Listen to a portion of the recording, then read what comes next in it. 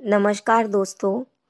आज हम इस वीडियो में वृंदा तुलसी कैसे बनी इसकी एक पुरानी कथा लेकर के आए हैं।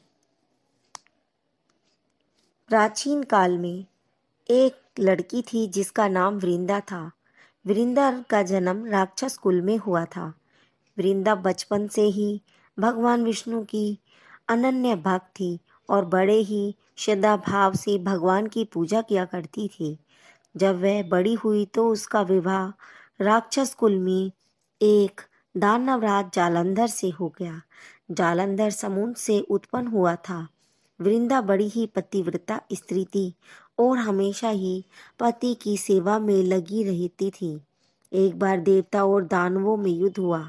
जब जालंधर युद्ध पर जाने लगा तो वृंदा ने कहा, स्वामी, आप युद्ध पर जा रहे हैं।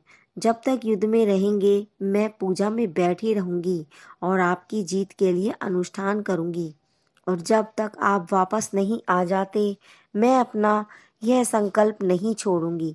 जालंधर युद्ध में चले गए और वृंदा व्रत का संकल्प लेकर के पूजा में बैठी रही। उसके व्रत के प्रभाव से देवता भी जालंधर को न जीत सके। फिर सारे देवता जब हारने लगे तो सब मिलकर के भगवान विष्णु के पास गए।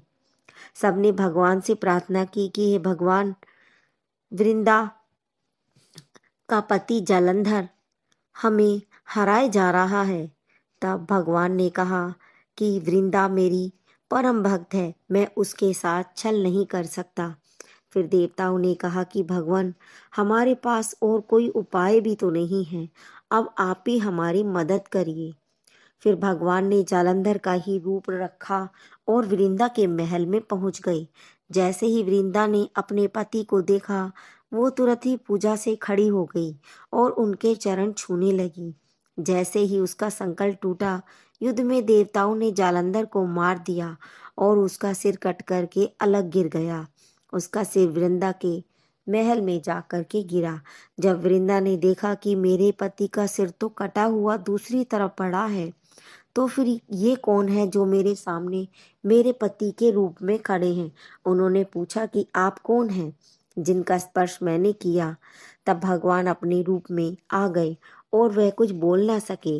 वृंदा सारी बात समझ गई। उन्होंने भगवान को श्राप दे दिया कि आप पत्थर के हो जाओ। भगवान तुरंत ही पत्थर के बन गए। सभी देवता हाहाकार करने लगे। लक्ष्मी जी भी विलाप करने लगी और प्रार्थना करने लगी। तब वृंदा जी ने भगवान को वापस वैसा ही बना दिया और अपने पति का सिर लेकर के सती हो गई। उनकी राख से एक पौधा निकला। तब भगवान विष्णु ने कहा कि आज से इनका नाम तुलसी है और मेरा एक रूप इस पत्थर के रूप में रहेगा, जिसे शालिग्राम के नाम से तुलसी जी के साथ ही पूजा जाएगा, और मैं बिना तुलसी जी के प्रसाद स्वीकार नहीं करूँगा।